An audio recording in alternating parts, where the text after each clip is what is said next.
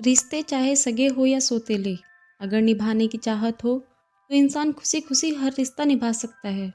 मेरा बेटा बीमार था। मेरे पास उसकी दवाई के पैसे तक नहीं थे। मैंने बड़ी मुश्किल से किसी से 1000 रुपये उधार लिए थे। मुझे उम्मीद थी कि वह मेरी मदद ज़रूर करेंगे और पैसे लेकर मैं घर आ गई। मैंने पहले तो यह सोचा कि बच्चों को डॉक्टर के पास लेकर जाऊंगी, लेकिन फिर ख्याल आया कि खाली पेट दवाई असर नहीं करती, तो फिर खाली पेट दवाई खाने का कोई फ़ायदा नहीं होगा। और मेरे पास वही 1000 रुपये थे, जिससे मुझे अपने बच्चों को खाना भी खिलाना था और उसकी दवाई का इंतज़ाम भी करना था। पहले बच्चों के खाने का सोचकर मैं बाजार गई, सब्जी वाले से सब्जी खरीदी। वही 1000 रुपये मेरे पास थे और डरते डरते मैं उन पैसों में से 500 का नोट उसे दे दिया। ना जाने इतनी महंगी सब्जी होगी, तो 50 रुपये वापस कर दिए। जब घर आकर मैंने पैसे गिने तो मुझे लगा कि उससे गलती हो गई है, क्योंकि उसके पास बहुत भीड़ थी। मेरे दिल ने कहा कि वह बहुत गरीब आदमी है, वापस जाकर उसे उसके पैसे दे दूं। लेकिन दिमाग ने कहा, शायद यह भगवान की तरफ से मेरी मदद है, पहले जाकर बच्चों की दवाई ले आती हूँ। मैं खुशी खुशी अपने बच्चों को डॉक्टर के पास लेकर गई और दवाई लेकर आई। बच्चों को खाना खिलाकर सुलाने के बाद मैं उस सब्जी वाले के बारे में सोचने लगी कि ना जाने बाद में उसे अपनी गलती का एहसास हुआ होगा तो वह कितना पछताया होगा। मेरे पास कुछ पैसे बच गए थे। मैंने दिल में सोच लिया था कि सुबह सवेरे ही जाकर उसे बाकी के पैसे दे दूंगी, और अगर कम पड़े तो उसे बता दूंगी कि मैं बाद में तुम्हें पैसे दे सकती हूँ। यकीनन वह मान जाएगा। लेकिन मुझे क्या मालूम था कि उस सब्जी वाले की गलती ही नहीं थी, बल्कि शायद मेरी गलती थी। मेरा रिश्ता एक गरीब घर से था। मेरे पापा शराबी थे और मेरी माँ लोगों के घरों में काम करती थी। मेरे पापा बड़ी बहन को जुए में हार गए थे, जिससे हम दोनों बहनें एक दूसरे से जुदा हो गई।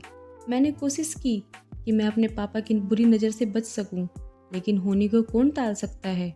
आखिरकार जब मैं 16 साल की हुई तो मुझे भी मेरे पापा जुए में हार गए, और फिर मैं भी शादी होकर अपने पापा के जैसे ही एक शख्स के घर में आ गई थी। मैं अपनी माँ की तरह लोगों के घरों में काम करती थी और अपनी कमाई अपने जुआरी पति के हाथों से बचाने के लिए तरह तरह की कोशिश करती थी। कभी कपड़ों की पोटली में पैसे छुपाती तो कभी राशन के डब्बों में, लेकिन फिर भी मेरी कमाई मुझसे छीन कर ले जाता। मेरे 3 बच्चे थे और मुझे खुशी इस बात की थी कि भगवान ने मुझे तीनों बेटे दिए थे। कोई बेटी नहीं थी जिसको उसका बाप मेरी तरह बेच देता। इसी तरह समय गुजरता रहा और मेरी ज़िंदगी यूं ही चलती रही। कभी हफ्तों बाद मेरे पति को मेरे घर की याद आती तो वह घर आ जाता और जो भी कीमती सामान उसे नजर आता उसे उठाकर वह बेच देता। अगर उसे कुछ भी नहीं मिलता तो वह मेरे साथ मारपीट करने लगता है, और अगर मेरे बच्चे मुझे बचाने की कोशिश करते थे वह बच्चों को भी मारने लगता है। मुझे बस इस बात का सुकून था कि घर मेरा अपना था और यह घर वह बेच नहीं सकता था, क्योंकि मेरे ससुर जी ने मेरी शादी के बाद ही अपने बेटे की हरकतों को देखते हुए यह घर मेरे नाम कर दिया था। उन्होंने अपने जीते जी यह काम बहुत अच्छा किया था। कम से कम मेरे बच्चों के सर पर छत तो थी, जो उनका बाप उनसे छीन नहीं सकता था। मेरे आसपास के घरों में जो औरतें थी वह भी मेरे जैसी ही थी, मेहनत करती और अपने बच्चों का पेट पालती थी। आज छोटे बेटे की बीमारी की वजह से मैंने एक ईमानदार इंसान का हक मार लिया था, और यह चीज़ मुझे चैन नहीं लेने दे रही थी।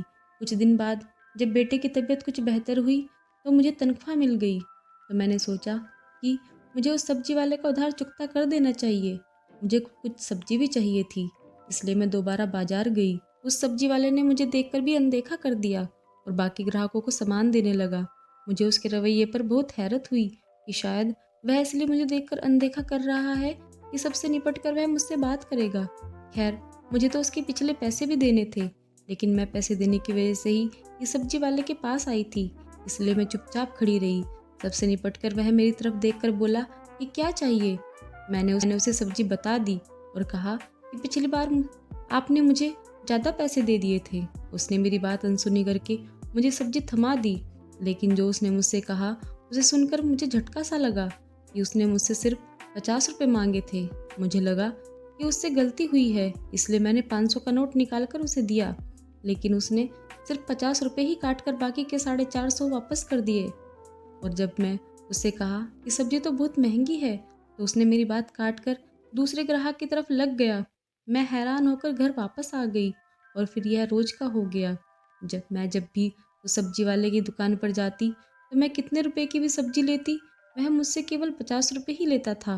कभी कभार तो सब्जी 200 से 300 रुपये तक की होती थी, लेकिन वह मुझसे 50 रुपये से ज़्यादा नहीं लेता था और हमेशा इंतज़ार करता कि सारे ग्राहक चले जाएं, या पहले वह मुझे सब्जी दे देता कि सब्जी देने के बाद सबको सब्जी देगा, ताकि किसी को मालूम ना हो सके कि इतनी सारी सब्जी मुझे केवल 50 रुपये में दे रहा है।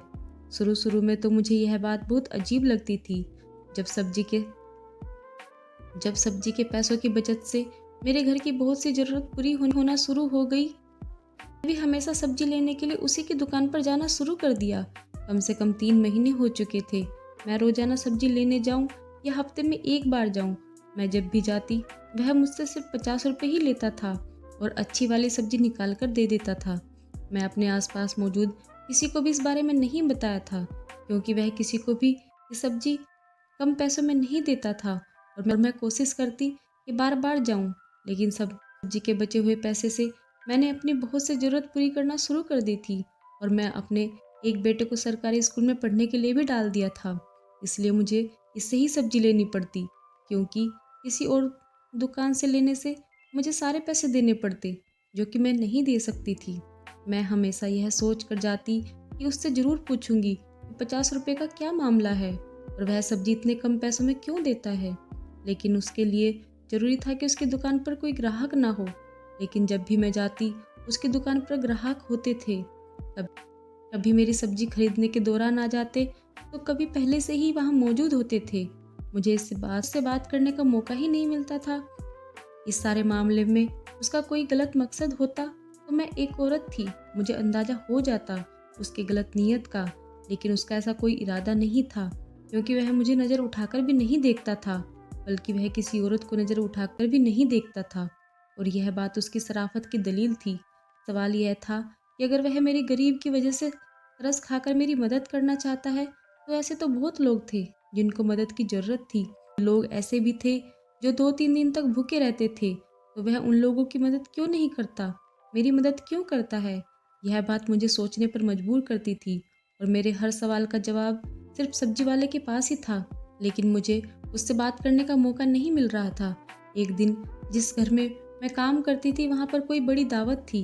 मालकिन ने मुझे कहा कि मैं बाजार से सब्जी लेकर आऊँ और मैं राम सिंह की मदद करूँ। मेरे कदम खुद ब खुद उस दुकान की तरफ बढ़ने लगे। मैं सोच लिया था कि आज तो अच्छी खासी सब्जी चाहिए, तो कम कम भी 3,000 तक की होगी। आज सब्जी वाला क्या करेगा। मैंने सारी सब्जी जब बताई तो मुझे उसके चेहरे पर हैरत नजर आई। लेकिन फिर उसने खामोशी से सब्जी तोलना शुरू कर दी और जब पैसों की बारी आई तो मैंने उसके हाथ में 5,000 रुपये दे दिए, जो मुझे मालकिन ने दिए थे। लेकिन हमेशा की तरह जब उसने इन 5,000 रुपये में से भी 50 रुपये काट कर बाकी रकम मुझे वापस करने लगा, तो मैंने उससे कहा कि मैं यह सब्जी अपनी मालकिन के लिए लेकर जा रही हूँ। तो उसके चेहरे पर मुस्कुराहट आ गई। उसने सारी सब्जी के पैसे काट कर 2,000 रुपये मुझे वापस कर दिए। तो मुझे यकीन हो गया कि वह सिर्फ मुझे ही सबसे कम पैसों में सब्जी देता है। उसकी दुकान पर उस समय भी कुछ ग्राहक मौजूद थे, इसलिए मैं उससे सवाल ना कर सकी। उस दिन तो मैं सारा दिन दावत में लगी रही और उसके अगले 2-3 दिन तक मुझे टाइम ही नहीं मिल पाया कि मैं सब्जी वाले की दुकान पर जाऊं। कुछ दिनों के बाद जब मैं उसकी दुकान पर गई तो उसके साथ एक लड़का भी मौजूद था और वह वहाँ पर काम कर रहा था। हमेशा की तरह उसने मुझे 50 रुपये में सब्जी दी, लेकिन उस लड़के की वजह से मैं कोई सवाल नहीं कर सकी। कुछ दिनों बाद मैं दोबारा दुकान पर गई तो वही लड़का था। वह खुद दुकान पर मौजूद नहीं था। मैं कम कम पैसों में सब्जी लेने की आदी हो चुकी थी। मुझे हैरत हुई जब लड़के ने भी मुझे सारी सब्जियां सिर्फ 50 रुपये में ही दे दी। मैंने जब उस लड़के से सवाल किया तो उसने मुझसे 50 रुपये ही क्यों लिए, तो उसने बताया कि यह बात तो उसे खुद समझ नहीं आ रही कि उसके दुकान के मालिक ने उसे यह बात क्यों कही थी, क्योंकि वह तो सिर्फ मालिक का कहना पूरा कर रहा था। दुकान के मालिक ने उसे कहा था कि जब भी मैं यहाँ आऊँ, किसी भी समय कोई भी चीज़ लूँ तो मुझसे सिर्फ 50 रुपये ही लेना। मैं आज भी सब्जी ली थी, उसकी कीमत तकरीबन 300 रुपये जितनी होगी, लेकिन उसने मुझसे सिर्फ 50 रुपये ही लिए।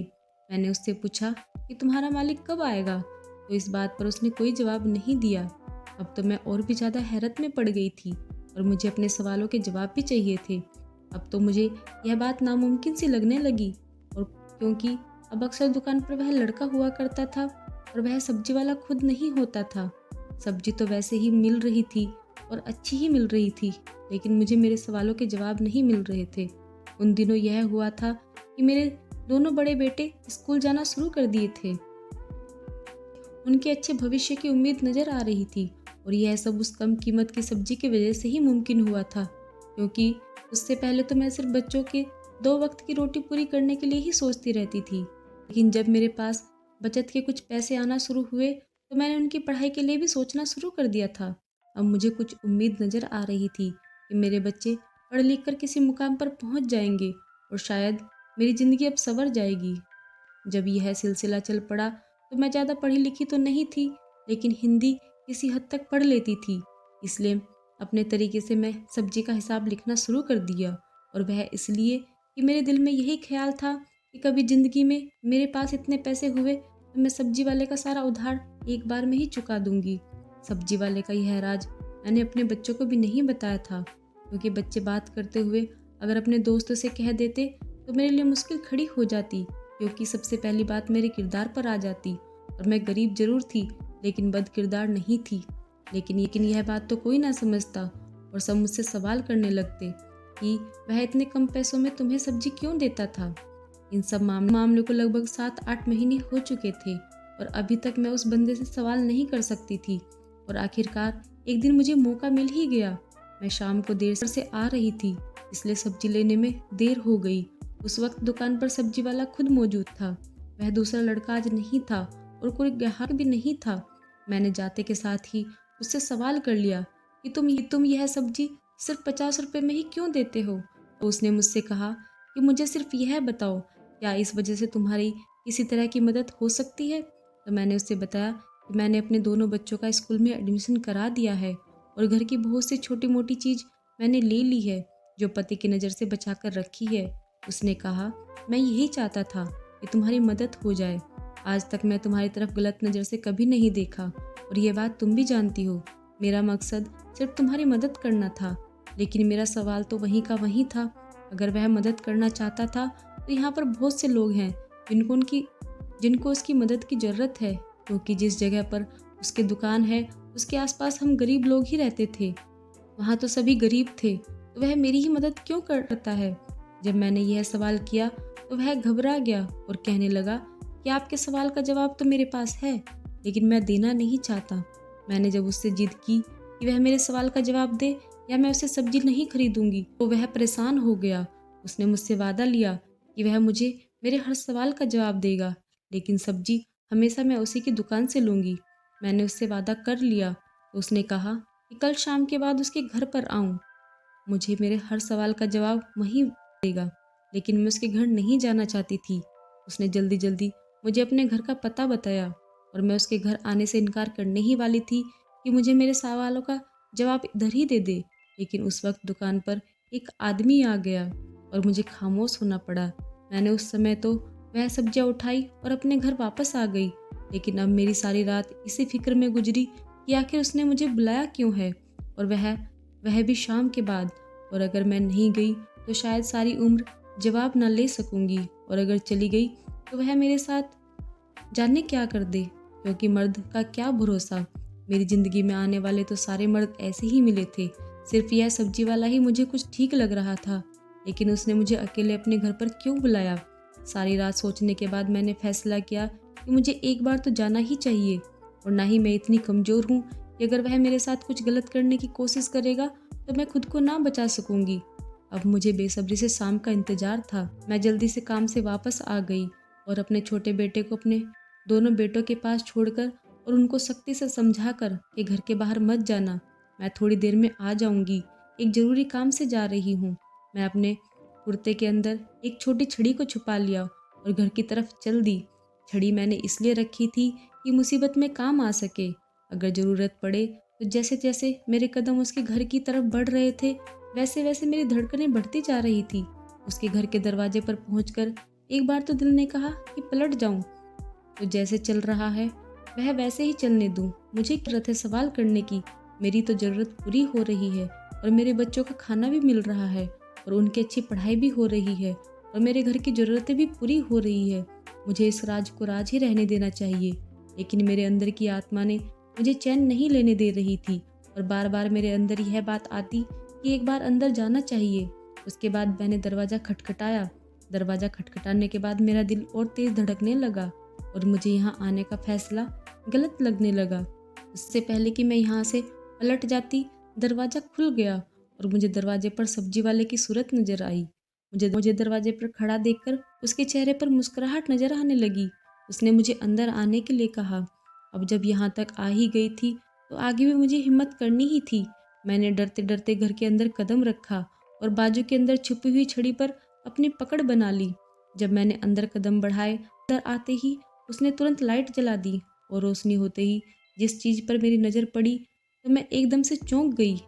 मुझे यूं लगा जैसे कमरे की छत मेरे सर पर आ गई हो।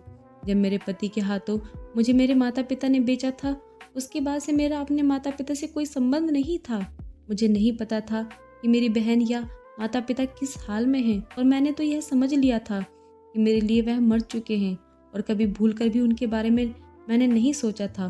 कभी कभी मुझे मेरी माँ का ख्याल आ जाता था, लेकिन शादी के 3 साल बाद ही मेरी माँ को भी मेरे पिताजी किसी जुए में हार गए थे और इसके बाद कुछ पता ही नहीं।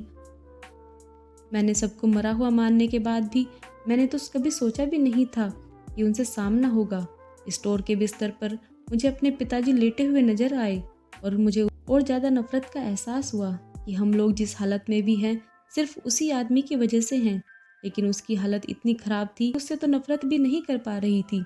मेरे पीछे मौजूद सब्जी वाले ने मुझसे कहा कि आपने इनको पहचाना? मेरी तो ज़बान बंद हो चुकी थी। मैं उसे क्या जवाब देती। मेरी हालत देखकर उसने कहा, यह आदमी आपके पिताजी हैं, सिर्फ आपके नहीं बल्कि मेरे भी पिताजी हैं। मैं आपका भाई हूँ। और यह सुनकर मुझे तो आश्चर्य हुआ और बहुत बड़ा झटका लगा। ऐसा कैसे हो सकता है? यह इतनी बड़ी बिजली गिरने के बाद और इसके अलावा और कोई झटका सहन नहीं पाऊंगी। मैं आगे बढ़ी और पिताजी की हालत देखी तो मेरी आंखों में भी आंसू आ गए। अटैक हुआ था और वह जुबान से भी बोल नहीं पा रहे थे, हाथ भी नहीं हिला सकते थे, सिर्फ मुझे देखकर रो रहे थे। मैंने उस सब्जी वाले से, जो कि मेरा भाई था, उससे पूछा, यह सब क्या है? तुम मेरे भाई कैसे हो सकते हो? हम तो 2 बहनें थी और फिर यह तुम्हारे पास कैसे? उसने मुझे बताया कि मेरी शादी के 1 साल बाद ही मेरी माताजी को यह जुए में हार गए थे, लेकिन हमें जुए में हारने से पहले इन्होंने खुद एक औरत को जुए में जीता था, जिसे वह अपने घर पर नहीं लेकर आए थे, एक और जगह रखा था। सब्जी वाला इस औरत से मेरा भाई था।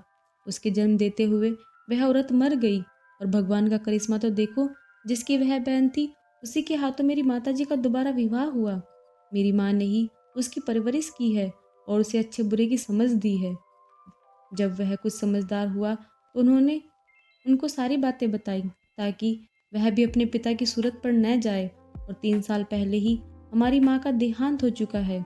जब यह कुछ बड़ा हुआ तो उसने अपनी बहन की जानकारी लेने की कोशिश की तो पता चला कि वह तो शादी के बाद ही बच्चे को जन्म देते हुए मर गई और उसके साथ उसका बच्चा भी मर गया था। अब इस दुनिया में उसके रिश्तेदार थे, एक बहन और एक पिता। उसने हम दोनों के बारे में जानकारी हासिल करने की कोशिश की और उसके साथ ही पढ़ाई न करने की वजह से वह कोई नौकरी भी नहीं कर सकता था, इसलिए सब्जी का ठेला लगाना शुरू कर दिया। वह मेहनत से दिल लगाकर काम करता था और उसकी इज्जत भी बहुत थी समाज में। एक दिन उसको पिताजी मिले और जिस हालत में वह मिले उस पर उसे तरस आ गया। वह उन्हें अपने घर ले आया और अब वह पिताजी की देखभाल के लिए ही उसने दुकान पर लड़का रखा हुआ था, क्योंकि वह पिताजी के पास घर पर खुद ही रुकता था, क्योंकि पिताजी से बोला भी नहीं जा सकता था और ना ही कुछ खा सकते थे। और मेरे बारे में उसने जानकारी हासिल की। मेरे बारे में जानकर उन्हें बहुत दुख हुआ, इसलिए उसने अपने हिसाब से मेरी पूरी मदद करने की कोशिश की और वह 50 रुपये भी इसलिए ले लेता था कि मेरे खुददारी को चोट ना पहुँचे। अगर वह मुझे फ्री में सब्जी देता तो शायद मैं अगले दिन उसकी दुकान पर नहीं जाती, क्योंकि शुरू में मैं यही सोचती थी कि वह गलती से मुझे ज़्यादा पैसे वापस कर रहा है। लेकिन जब उन पैसों से मेरे घर की ज़रूरत पूरी होना शुरू हुई तो मैं खुद ही उसकी दुकान की तरफ जाने लगी और वह जानबूझकर मेरे किसी सवाल का जवाब नहीं देता था। और यह गरीब भाई की अपनी गरीब बहन के लिए मदद की कोशिश थी। यह सब सुनकर मेरी आंखों में आंसू छलक पड़े और मैं भगवान का धन्यवाद किया कि भगवान ने मुझे अगर पति और पिता की सूरत में अच्छे इंसान नहीं दिए तो भाई की सूरत में एक अच्छा इंसान दे दिया और दिल ही दिल में सोच रही थी कि मैं अपने तीनों बेटों को सही रास्ते पर चलाऊंगी, पढ़ाई के साथ साथ उनकी अच्छी परवरिश भी अच्छी करूंगी। इससे पहले मैंने उनकी परवरिश पर कभी ज़्यादा ध्यान नहीं दिया था और उसके साथ ही मैंने खुले दिल से अपने पिताजी को भी माफ़ कर दिया, क्योंकि उन्होंने जो हमारे साथ किया था सज़ा उन्हें ज़िंदगी में मिल चुकी थी और नर्क में भगवान उनसे हिसाब लेंगे। और मैंने अपनी माँ की तरफ से भी अपने पिताजी को माफ़ कर दिया था और अपने भाई से वादा किया कि मैं उसके घर आती जाती रहूँगी और पिताजी का ध्यान रखूँगी। जब मेरे पति के बारे में मेरे भाई ने बताया कि उसको बड़ी मुश्किल से कुछ लोगों के जरिए उसने शराब छोड़ने वाले विभाग में एडमिट कर दिया है और वह जल्द ही एक अच्छे इंसान की सूरत में आपके सामने आएगा, तो मुझे लफ्ज़ ही नहीं मिल रहे थे इनके जरिए मैं अपने भाई का धन्यवाद कर सकूं, जो मेरी माँ का बेटा भी नहीं था, लेकिन सिर्फ माँ की परवरिश का हक अदा करने के लिए अपनी तरफ से मेरी पूरी मदद करने की कोशिश कर रहा था। सच कहते हैं कि परवरिश का असर बहुत होता है। इसकी रगों में खून तो मेरे पिताजी का था, लेकिन परवरिश मेरी माँ की थी, जो खून खून पर भारी पड़ गई। दोस्तों, उम्मीद करती हूँ आपको हमारी कहानी पसंद आई होगी। कहानी पसंद आई हो तो वीडियो को लाइक करें, चैनल पर नए हैं तो चैनल को सब्सक्राइब करें और हाँ, नोटिफिकेशन बेल को जरूर दबाएं ताकि अगली अपडेट सबसे पहले आपको मिले। धन्यवाद।